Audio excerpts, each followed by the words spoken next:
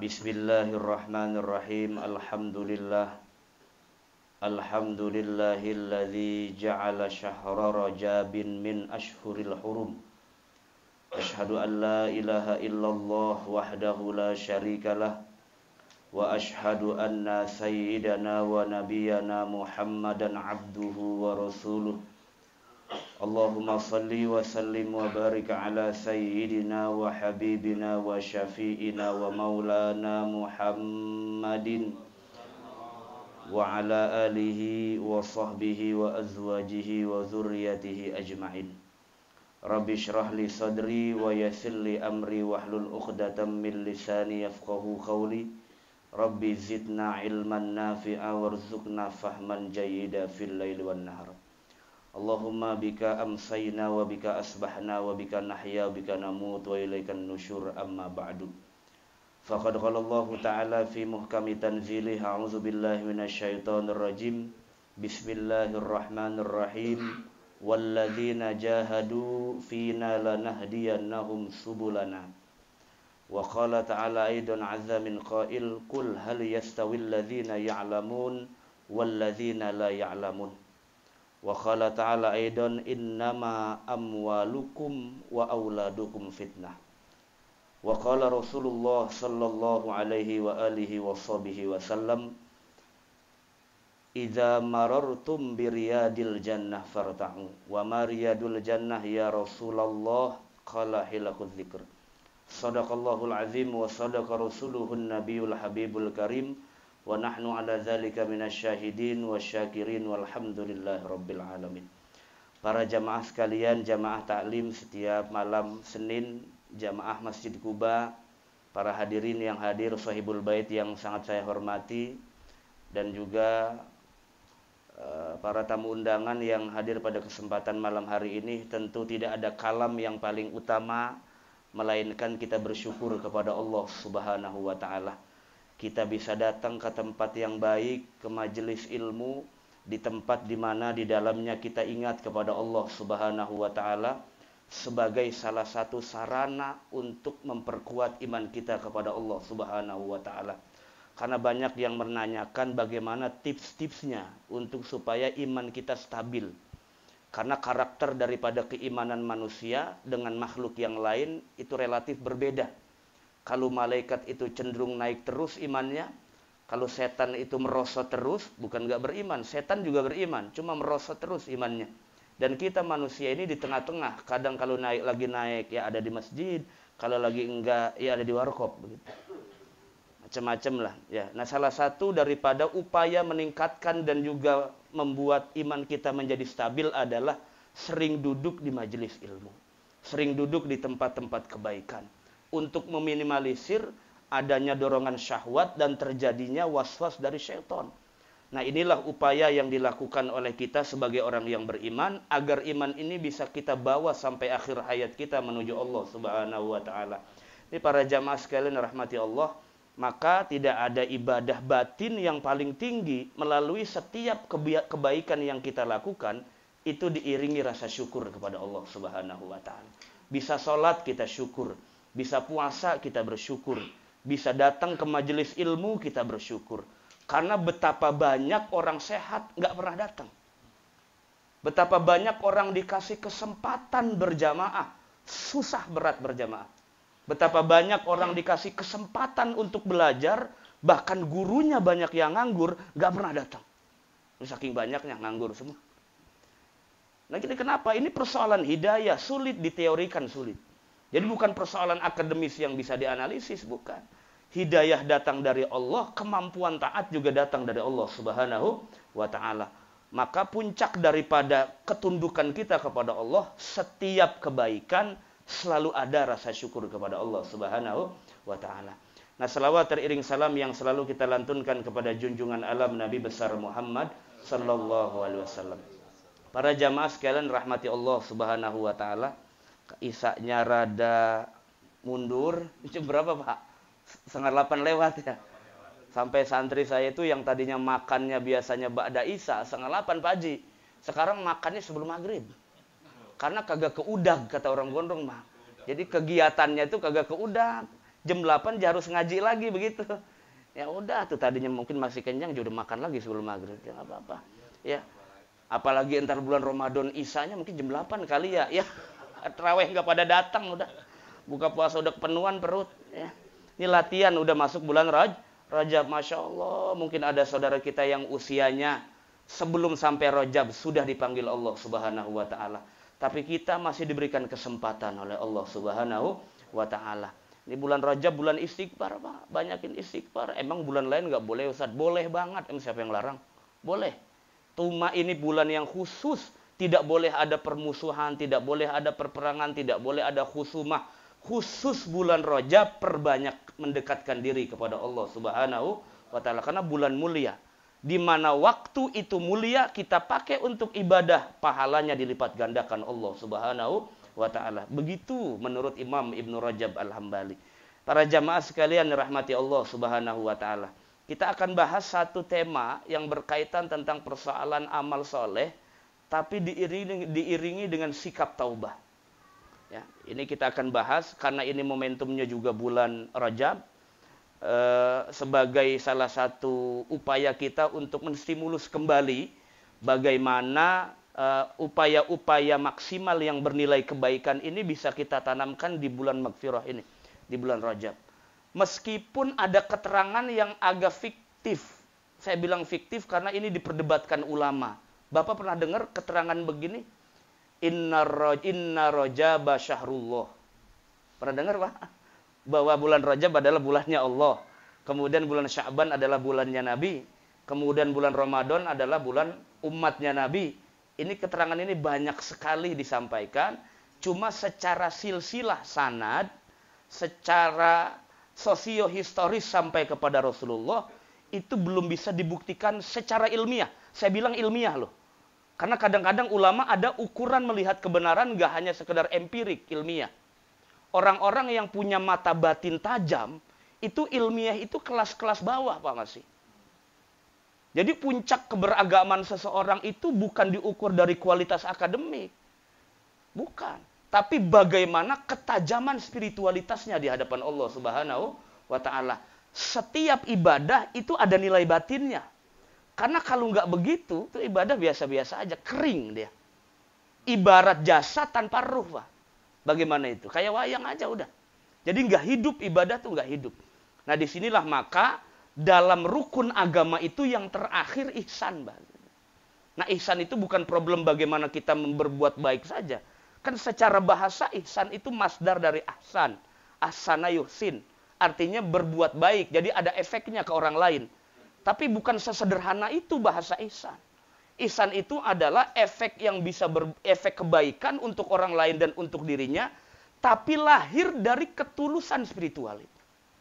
Hatinya baik, gak pernah dengki dengan orang lain, hatinya selalu syukur kepada Allah, hatinya selalu tawakuf dengan kodok dan kodarnya Allah. Kemudian ada efek-efek kebaikan yang lahir dalam dirinya untuk kepada orang-orang yang banyak. Ini para jamaah sekalian rahmati Allah Subhanahu wa ta'ala. Maka yang kita bahas pada malam hari ini adalah al-amalus soleh wa taubat. Dibuka oleh sabda Rasulullah sallallahu alaihi wasallam, "Man sarat hasanatuh wa sa'at sayyi'atuh fahuwa mu'min."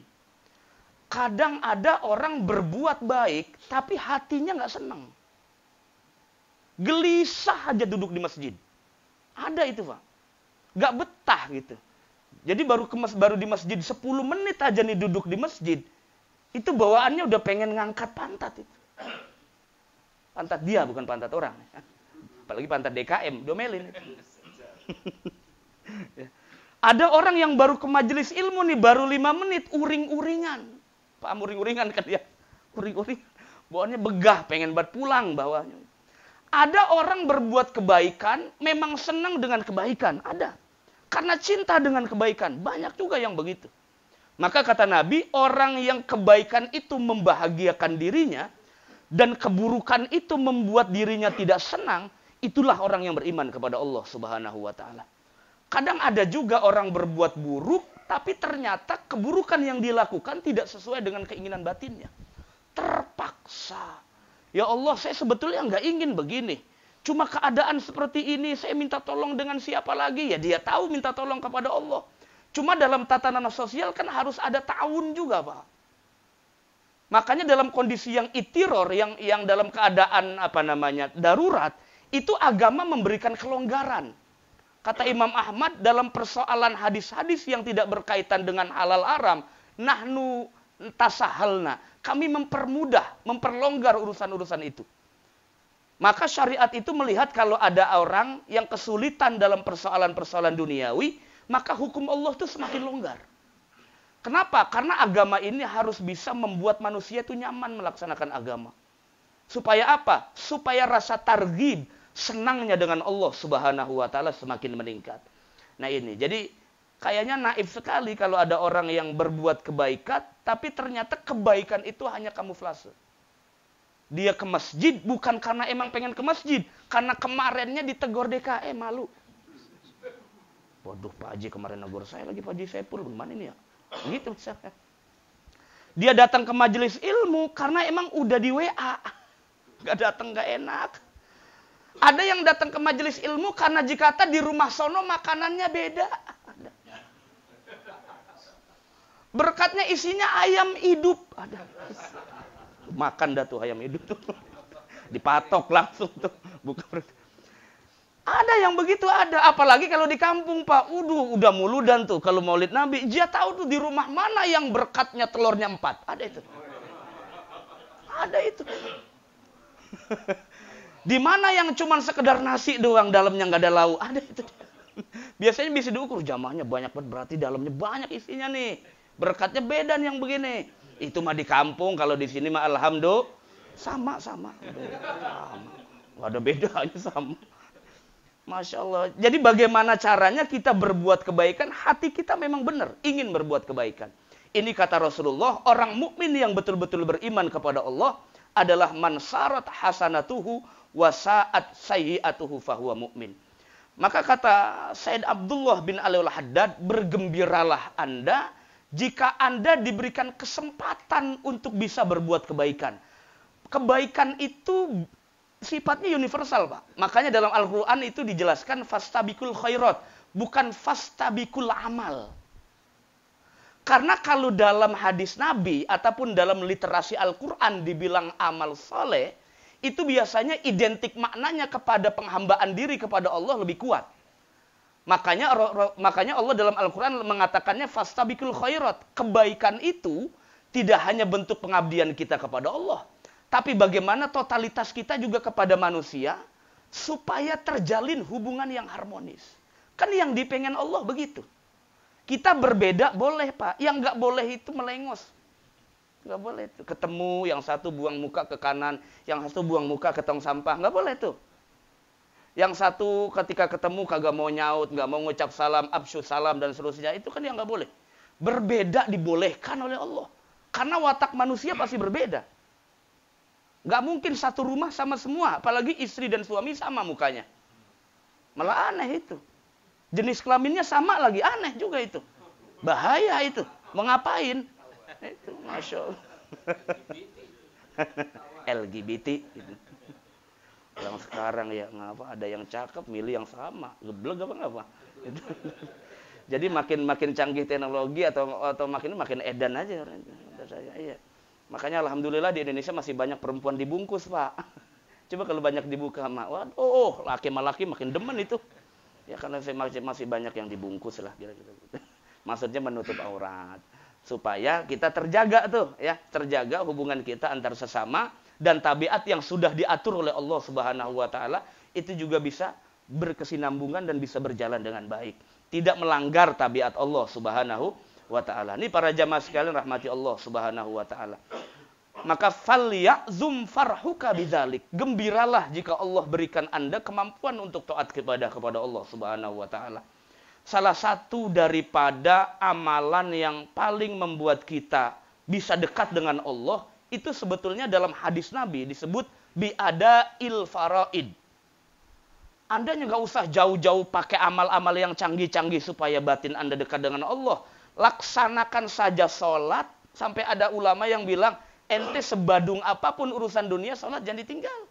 Karena itu identitas kita antara orang mukmin dan kafir adalah tarkus sholat, meninggalkan sholat. Pokoknya yang paling efektif mendekatkan kita dengan Allah adalah kerjakan sholatmu. Kerjakan ibadah fardu. Ini kadang-kadang sholat tahajud jam 1, sholat subuhnya 11:30 siang. Bagaimana kaedahnya yang sunnah diutamakan, tapi yang fardu ditinggal. Itu salah. Pantesan gak pernah nyampe ke Allah. Nyampenya kemana tahu itu. Sholat gak pernah merasakan bagaimana nikmatnya itu. Efek sosialnya gak ada, Pak. Harusnya kan sholat punya efek yang meluas. Tidak hanya dia selamat dengan Allah, tapi juga orang lain tidak merasa dirugikan dengan sifatnya. Makanya ada orang yang sholat mah sholat, tapi gibah mah jalan terus. Sholat mah sholat, korupsinya tetap. Sholat mah sholat, ininya tetap. Kenapa? Karena sholat itu tidak bisa menjadi rem dia untuk bisa menimbulkan kebaikan di luar dalam dirinya. Yang ada hanya prioritas dia kepada Allah Subhanahu wa ta'ala. Pesan Sayyidina Ali karamallahu wajhah. Kunu biqabulil amal. Cobalah flashback, muhasabah diri kita. Ibadah kita selama ini pernah nggak kita berharap amal kita diterima Allah? Yang ada kan cuma sebiasa aja kita presentasikan itu. Mohon maaf Pak. Kita nih kadang-kadang ibadah asal jadi, udah. Nggak siapa-siapa. Yang udah sholat, udah. Udah cuma sekedar begitu. Tidak ada pertimbangan, kualifikasi. Ya Allah, apakah ibadah saya diterima? Orang mukmin wajib khawatir soal itu. Kenapa? Karena ada pertanggungjawaban di hadapan Allah Subhanahu. Itu baru persoalan personal kita, Pak. Bagaimana anak istri kita? Ini kita nyambung nih ke persoalan anak. Ada hak orang tua ke anak, ada hak anak kepada orang tua. Salah satu daripada hak anak kepada orang tua adalah tuh anak diajarkan agama. Jadi jangan sedih kalau anak kita nggak lulus di sekolah unggul. Jangan putus asa. Nangislah kalau nggak bisa baca Quran. Nangislah kalau nggak bisa doakan orang tuanya. Nangislah kalau dia lupa dengan kedua orang tuanya. Nangislah kalau anak kita sejak kecil nggak kenal Allah Subhanahu wa ta'ala. Kenapa? Nanti mereka bisa jadi fitnah di hadapan Allah Subhanahu wa ta'ala. Nah, salah satunya juga sama. Tuh anak diakekahkan. Kadang-kadang di apa namanya? Masyarakat masih ada yang menganggap, Ustaz, akekah itu wajib apa enggak? Wajib kata saya. Wajib, enggak wajib, sunnah aja buat orang tua sampai dia akhil baligh. Tapi nanti setelah akhil baligh itu udah enggak ada tanggungan buat orang tua. Selama orang tuanya enggak mampu. Itu akekah. Sama kurban juga begitu sama. Enggak wajib enggak. Bagi orang yang punya keluasan rezeki silakan. Yang tidak. Karena agama ini enggak memaksa. Tapi persoalan sholat yang pardu-pardu itu enggak ada lagi toleransi, Pak. Lagi juga banyak longgarnya kok nggak bisa duduk, bisa berdiri. Puasa juga nggak kuat, misalnya orang tua rentak, boleh bayar fidyah? Pak Ustadz, saya pekerja berat. Tuh kerja saya di luar mulu, Grab, Maxim, apalah itu. Banyak banget sekarang tuh, ya. Saya keluar terus Ustadz, nggak puasa boleh nggak? Model kayak dia begini biasanya nyari alasan aja nih nggak puasa nih. Yang begitu, mau nyari dalil begitu. Nggak ada alasan lah yang begitu-begitu, udah. Ya, soalnya mumpung masih hidup, besok kan belum tentu hidup lebaran dia. Usia siapa yang tahu, kita nggak tahu. Itu rahasia Allah Subhanahu wa ta'ala. Jadi semua punya pertanggungjawaban di hadapan Allah Subhanahu wa ta'ala, termasuk anak-anak kita. Kalau anak kita nggak bisa sholat dari kecil, yang pertama bertanggung jawab adalah orang tua di hadapan Allah Subhanahu wa ta'ala. Termasuk di khitan. Ini Ananda siapa Pak namanya? Dan Ramadan, Masya Allah. Berarti lahirnya Ramadan ya? Iya, nggak mungkin Rajab kan?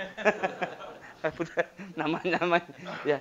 Masya Allah, ini habis di khitan kayaknya pinter ngaji ini nanti. Ya. Yang penting deket di masjid, ini masih kecil deketnya. Main lato-lato dikantongin tuh, ada lato-lato enggak tuh? Ya, itu. Ketua DKM. Ya, Masya Allah, tuh kalau dari kecil udah senang ke masjid, senang dengerin pengajian, nanti efeknya luar biasa. Tahaddusan binikmah. Saya bisa begini karena dari kecil ditenteng-tenteng sama orang tua. Ayo ikut. Enggak namanya anak kecil pengen main ya, cuman dipaksa, ayo ikut. Dengerin babalu begitu. Babalu mau ngapain kek? Mau stand up kek, dengerin aja. Gitu udah. Akhirnya alhamdulillah sekarang bisa ngoceh doang. Gitu. Alhamdulillah. Kenapa? Karena dibiasakan mendengarkan kebaikan. Dibiasakan duduk di tempat kebaikan. Dibiasakan duduk dengan orang-orang soleh. Dibiasakan berlingkungan dengan lingkungan yang baik. Tapi kalau dari kecil sudah bertemannya dengan teman yang salah, maka kata Nabi, almar'u ala dini khalilih. Seseorang tuh agamanya gimana temannya. Kalau temannya bangor, ya bangor itu dia. Kalau temannya nggak suka ke masjid, dia nggak suka ke masjid. Kalau temannya nggak suka pengajian, yang ngelihat guru bawaannya pengen pergi aja. Kalau nggak suka dengan tempat-tempat yang banyak kebaikan di dalamnya, atau orang-orang yang suka dengan sedekah dan seterusnya, maka dia nggak ada empati dengan orang lain. Inilah para jamaah sekalian rahmati Allah. Jadi kita banyak tanggungan sebetulnya. Tidak hanya persoalan personal kita di hadapan Allah, tapi juga ada hal-hal yang lain yang harus kita rawat di hadapan Allah Subhanahu wa ta'ala. Wala tazalu mu'tarifan bitaksirik. Jangan pernah merasa diri kita ini bebas dari kecerobohan ibadah kita di hadapan Allah. Orang kita kan ukuran ibadah, Pak, kadang masih banyak ikut hitung-hitungan duniawinya. Yang paling simpel aja dah, kadang-kadang masukin kotak amal juga kan makin naik turun begitu. Salah masuk apa enggak ini kira-kira nih? Itu maksudnya begitu tuh. Merah apa abu-abu nih warnanya nih. Ntar dulu takut salah ngerogoh doang. Gitu. Kalau yang 50.000 nggak apa-apa dah. Kalau yang 100.000 ntar dulu. Gitu. Atau ganti yang lain. Atau apa. Udah gitu minta kembali lagi sama DKM. Kembali kebanyakan tadi masukin tuh. Masya Allah. Jadi masih banyak ukuran begitu kita. Kenapa? Karena kita belum tawajuh. Makanya dididik oleh Allah dalam sholat. Tawajuhlah kepada Allah dengan niat. Wajjahtu wajhiya lillazi fataras samawati wal ardu hanifa wa ma kana minal musyrikin. Tawajuh itu artinya apa? Setiap ibadah fokus kita hanya ke Allah, enggak yang lain. Kayaknya sulit banget ya Ustaz. Sangat sulit. Latihannya kudu banyak. Supaya kita setiap ibadah ada totalitas dan kualitas yang meningkat di hadapan Allah Subhanahu wa ta'ala. Wa inna azuma fi ta'atih jidduk. Jika kamu punya kesungguhan dalam setiap ibadah kepada Allah Subhanahu wa ta'ala, maka Allah nggak segan-segan kasih pahalanya berlipat ganda. Jadi kita nggak bisa doa sekarang langsung ngefek setelah doa. Nggak bisa, Pak. Karena idealnya kita kan begitu biasanya. Apa yang kita minta harus cepat terkabul. Itu kan nggak ada kaidah begitu. Yang ada pasti Allah ijabah doa. Yakin nggak, Pak? Yakin nggak Allah ijabah doa kita? Cuma persoalannya. Ini kita doa, minta ini, minta itu, tapi syahwatnya lebih gede dari harapan kita. Harusnya harapannya yang lebih besar daripada syahwat kita di hadapan Allah Subhanahu. Pengennya syahwat kan kalau doa nyebutnya Fortuner, duit segepok atau apalah begitu. Itu syahwat duniawi. Tapi kalau harapan kepada Allah bukan urusan dunia, Pak. Pagi tadi saya ngisi di Parung Serap, saya bahas tentang bab roja. Roja itu harapan. Ar-roja awsa'u minal khauf. Harapan itu harus totalitas. Nggak boleh setengah berharap kepada makhluk, setengah berharap kepada Allah Subhanahu. Kadang inilah yang menjadi penghalang doa kita dari Allah Subhanahu wa ta'ala. Masya Allah. Kadang-kadang muhasabah.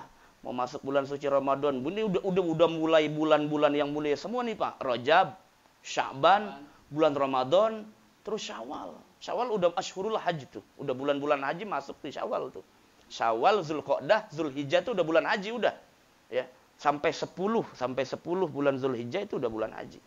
Makanya ini di kesempatan ini luar biasa kita manfaatkan, apalagi sudah masuk bulan Rajab, nggak kerasa. Mudah-mudahan usia kita dipanjangkan Allah sampai masuk bulan suci Ramadan. Amin ya rabbal alamin. Nah, maka salah satu daripada tanggungan kita di hadapan Allah adalah seperti tadi yang saya sebutkan, innama amwalukum wa auladukum fitnah. Pertanyaannya apa? Kenapa Allah sebutnya harta dan anak di Quran? Karena dua hal inilah yang banyak menyeret manusia untuk jauh dari Allah Subhanahu wa ta'ala. Bukan istri. Kalau istri mah bisa nyari lagi. 4 lagi. Waduh, 4 lagi tuh. Ya. Makanya tadi ada yang nanya, Ustaz, kalau bagaimana hukumnya kalau istri suka bantah suami? Hukumnya adalah nyari lagi. Habis bagaimana? Ya. Nah, tapi kalau persoalan anak, Pak, persoalan harta, itu bisa lebih memikat manusia di hadapan Allah Subhanahu wa ta'ala.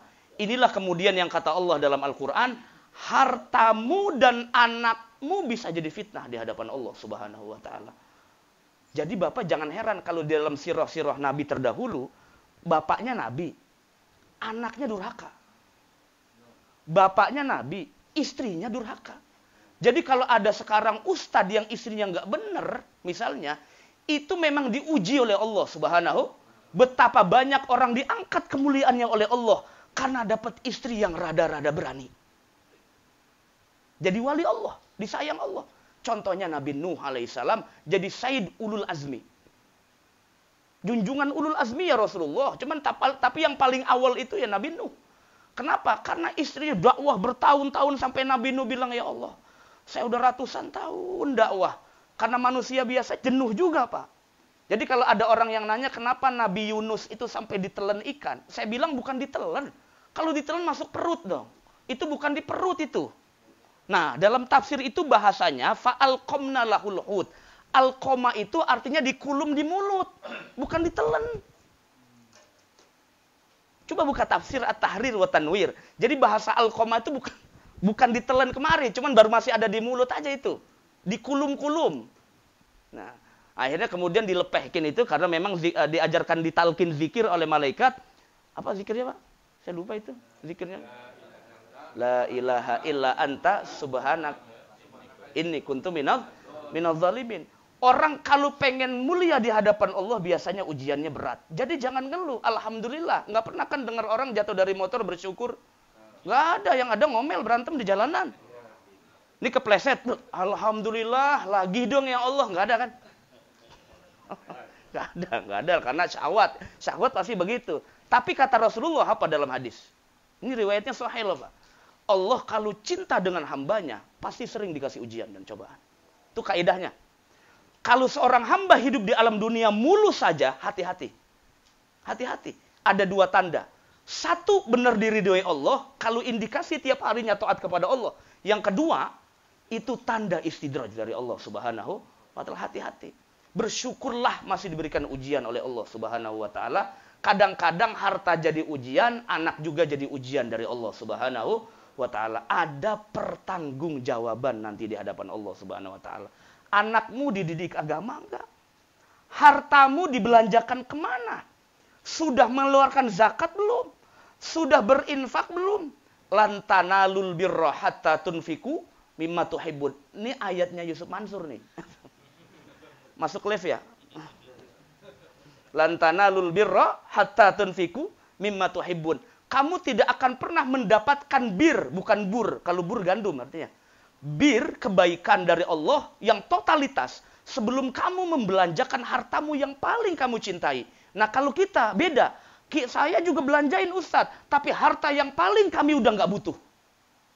Itu kan yang sering kan, yang udah nggak kepake baru dikasih orang. Padahal kaidahnya dalam agama, yang paling kita senang baru kasih. Jadi kalau bapak-bapak besok setelah ngaji dari sini habis beli gamis baru, cakep mahal, langsung kasih Pak. Insya Allah ngomel-ngomel bininya tuh. Gimana sih sok baik banget begitu. Dan seterusnya.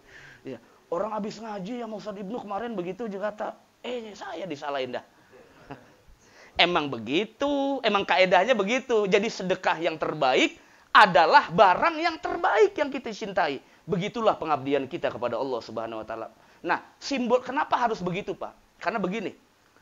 Setiap amal yang baik yang kita tunjukkan kepada Allah dengan yang paling perfect, berarti kita menunjukkan kita ini berlepas dari urusan dunia. Paham Pak ya? Kenapa? Makanya kata Allah, sedekah terbaik adalah harta yang paling kamu cintai. Karena biasanya yang paling kita cintai, itu yang membuat kita cinta dengan dunia ini. Maka disuruh Allah, sedekahkan. Ketika disedekahkan, itu simbol Anda tidak terlalu urusan dunia. Anda sudah terlepas dari urusan dunia. Yang Anda tuju hanya Allah Subhanahu wa ta'ala. Masya Allah, kalau begini kayaknya indah banget hidup, cuma susah. Ngerjainnya susah, Pak. Katanya Ustaz Ibnu bisa buat ngomong tuh emang begitu? Enggak juga. Oh, Masya Allah. Ini masih nyampein aja dah kita sama-sama menuju Allah Subhanahu wa ta'ala. Habis kalau saya nggak nyampein juga saya salah juga. Orang berilmu kan harus ngamalin ilmunya nyampein. Kalau kagak nanti fahuwa syaitonun ahros. Begitu juga. Setan yang bisa enak aja gue dikata setan. Kan nggak mau. Kita menyampaikan masuk surga sama-sama menuju Allah Subhanahu wa ta'ala. Kan enak masuk surga ke mobil Tayo. Kekecilan Ustaz, yang lain. Ini para jamaah sekalian rahmati Allah Subhanahu wa ta'ala. Terakhir, wa iyyaka antudannisa qamisa imanik. Jauhilah kamu dari iman yang penuh dengan kekotoran, wa tusawwidu wajhaka qalbik, yang membuat hatimu menjadi hitam. Jadi mohon maaf, ada iman yang kadang-kadang iman itu secara ekspresinya tidak sesuai dengan iman yang inti. Jadi kalau ada orang nanya iman yang naik turun itu sebetulnya ngukurnya bagaimana? Ngukurnya gampang. Ngukurnya kalau lagi rajin ke tempat kebaikan, lagi semangat melakukan kebaikan, itu berarti lagi meningkat. Tapi cabang iman ya Pak, bukan inti iman. Saya paling gak suka orang gampang memfasikan orang lain. Saya paling gak suka orang gampang mencap munafik orang lain hanya gara-gara dia gak ikut partai politik. Ini bahaya Pak, bahaya. Soalnya bedakan antara esensi iman dengan ekspresi iman. Ini beda. Kalau esensi mutlak Allah. Kalau ekspresi buatan manusia. Beda itu. Kalau esensi tugas Allah, innahu alimum bizatis sudur. Tapi kalau ekspresi, kita bisa nilai masing-masing. Kalau orang merasa bahwa dirinya adalah orang yang banyak salah, dia nggak mungkin menghakimi orang lain. Jadi ketika melihat saudara kita berbuat salah, anggap saja kita yang berbuat salah. Kalau begitu kita udah nggak ada lagi kebencian dengan orang lain. Nabi pun sangat rahmat kepada pendosa. Bagaimana kita umat Nabi? Siapa yang kita contoh kalau bukan Rasulullah Sallallahu Alaihi Wasallam? Teladan kita, mahar kita masuk surganya Allah Subhanahu Wa Taala. Masya Allah, Rabbi.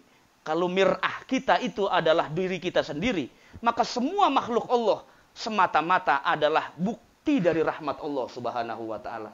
Enak nggak Pak kalau semuanya baik di alam dunia ini? Ya nggak variatif dong, nggak warna-warni, jenuh. Jenuh nggak? Kalau buat saya sih jenuh itu. Kenapa Allah kasih warna-warni? Ada yang berbuat baik, ada yang berbuat buruk, ada yang nongkrongnya di Masjid Kuba, ada yang nongkrongnya di mana? Di warung, warkop, kopinya 3.000. Nongkrongnya 2 jam, belinya cuma 3.000. Ya, ngomel aja tukangnya tuh. Ada yang nongkrongnya di tempat-tempat kebaikan, ada yang tidak, ada yang sukanya zikir, ada yang sukanya tidak. Itu supaya stabil, seimbang. Begitulah duniawi. Nanti di akhirat tidak ada lagi motivasi seperti itu Pak. Yang ada hanya Anda bertanggung jawab, apa yang Anda lakukan, silakan Anda pertanggungjawabkan di hadapan Allah Subhanahu Wa Ta'ala. Termasuk tarbiyatul aulad ba'dal wiladah. Ini anak kita dikhitan, kan juga sama tanggung jawab kita Pak. Jangan sampai nyunatin dirinya dewek. Karena udah alot. Kan ada orang sunat kadang udah tua bangka, baru SMA. Masya Allah, orang dulu pakai kampak Pak. Orang sekarang pakai laser. Cuman digituin doang, ini udah. Orang dulu pakai kampak, bil kudum tuh kalau Nabi Ibrahim tuh. Joder, bagaimana itu sakitnya ya? Saya nggak bisa bayangin. Iya. Tapi kalau orang tua, ini mah orang tua enggak dulu, enggak tahu Pak Haji. Zaman Pak Haji pakai apaan tuh? Aduh, itu bambu. Itu enggak pakai inian ya, apa namanya? Kan kita ada apa bahasanya Pak? Bius. Ada biusnya enggak? Aduh, bagaimana itu saya bayangin itu. Pasti nyeri banget itu, sembuhnya lama. Ini anak sekarang kemarin pagi disunat, sorenya udah main layangan. Langsung insan cepat. Luar biasa canggih. Jadi kalau anak sekarang nggak mau sunat itu udah nggak ada alasan itu. Enak banget disunat, dipotongin ayam bekakak. Ya, makanya kagak mau juga. Kalau orang dulu, masya Allah, dikelet dulu, diapain dulu. Saya dengarnya juga linu. Gitu ya. Ini syariat Nabi Ibrahim yang kemudian dilanjutkan oleh Nabi besar Muhammad Sallallahu Alaihi Wasallam. Supaya apa? Salah satu daripada bentuk toharoh. Makanya dalam kajian fikih, itu Pak Ahya, dalam kajian fikih, itu ada yang mengatakan, Pak Ustadz, kalau kita sholat disentuh anak kecil, batal nggak sholatnya? Kata saya, batal. Kalau anak kecilnya habis megang tai ayam, batal tangannya. Enggak Pak Ustadz, katanya kan kalau yang belum disunat masih bawa najis. Mohon maaf, di kemaluannya masih bawa najis. Karena belum dibersihkan toharohnya. Batal apa enggak? Saya jawab dalam kitab Ibnul Qayyim Al-Jauziyah. Beliau nulis buku judulnya khusus tentang anak. Jadi bukan buku anak-anak, tapi buku yang membahas tentang hukum anak dari masih di perut sampai hukum fikihnya, tapi dari mazhab Hambali. Tapi saya senang sekali baca kitab itu, enak dibaca. Apa kata beliau? Ada 2 pendapat. Tapi kata Ibnu Qayyim, menurut mayoritas ashab kami, Hanabilah, Hambali, tidak batal. Dan saya ngikutin sebagian Syafi'iyah yang bilang tidak batal. Karena fikih itu apa yang zahir, bukan apa yang tersimpan. Kan kalau belum disunat mah masih begitu tuh. Masih ketutup. Ntar pas udah disunat baru kebuka begitu kan? Udah kebayang nggak tuh? Hah? Kulup. Helm ya, SNI itu. Masya Allah. Jadi kalau masih ketutup nggak ada ukuran tuh. Nggak ada ukuran. Itu hukum fikih begitu. Apa yang zahir itu dikenakan hukum, yang tidak itu bukan ukuran hukum. Itu para jamaah sekalian rahmati Allah Subhanahu wa taala, supaya anak terbiasa toharoh, bersuci sejak kecil, ibadahnya juga nyaman, nanti gede jadi anak yang soleh, bukan anak yang solehah tuh kata Pak Haji. Orang sering di rumah sholatnya. Pak Haji suaranya enak banget nih, kayak penyiar radio. Di mic kedengarannya enak. Kadang ada orang di mic suaranya nggak enak. Kadang ada. Ya, ada orang yang enak, empuk gitu, empuk. Suaranya empuk. Karena dulu bapak saya itu penyiar radio, Pak. SKM, Suara Kaula Muda. Kalau tahu di Cipondoh tuh di Gondrong ada Suara Kaula Muda, SKM. Itu bapak saya penyiarnya. Nada dan dakwah, Haji Roma Irama. Sampai Mansur S. Megijat almarhum ke situ dulu. Cuman saya masih kecil banget itu, enggak ngeh. Masih ada foto-fotonya itu. Cuma udah kemana tahu kali. Enggak tahu. Ya. Jadi makanya kenapa orang tua juga bisa lancar begitu tuh karena jadi penyiar radio dulunya lama bikin pemancar. Setelah pulang dari pesantren kayak Sukron Makmun. Ya, jadi dakwahnya lewat radio, lewat segala macam gitu. Apa namanya bapaknya nih? Al-Haitami. Ini Pak Hir juga tahu nih. Ya. Iya. Radio SKM. Kalau sekarang SKM Sarjana Kesehatan Masyarakat. Udah beda lagi. Ngapa ke situ-situ ini? Ini para jamaah sekalian rahmati Allah Subhanahu wa taala. Mari sama-sama kita doa di bulan Rajab ini, mudah-mudahan kita yang hadir kesehatan kita dipelihara Allah Subhanahu wa taala. Kemudian juga anak istri kita dijaga oleh Allah Subhanahu wa taala. Kita doakan Ananda Sa'dan ya. Mudah-mudahan ayyakuna waladan sholihan. Mudah-mudahan Allah jadikan anak yang soleh dan soleha. Anak yang bisa menjadi qurrata ayun bagi kedua orang tuanya, dan juga anak yang senantiasa cinta dengan agama Allah Subhanahu wa taala. Dosa-dosa kita diampuni oleh Allah Subhanahu wa taala, dan kita diberikan sehat panjang umur sampai masuk bulan suci Ramadan. Amin ya rabbal alamin. Ala hadhihi niyyah al-Fatihah. A'udzubillahi minasyaitonirrajim. Bismillahirrahmanirrahim. Alhamdulillahirabbil alamin arrahmanir rahim maliki yaumiddin. Iyyaka na'budu wa iyyaka nasta'in ihdinas siratal mustaqim siratal ladzina an'amta 'alaihim ghairil maghdubi 'alaihim waladdallin. Amin. Ya.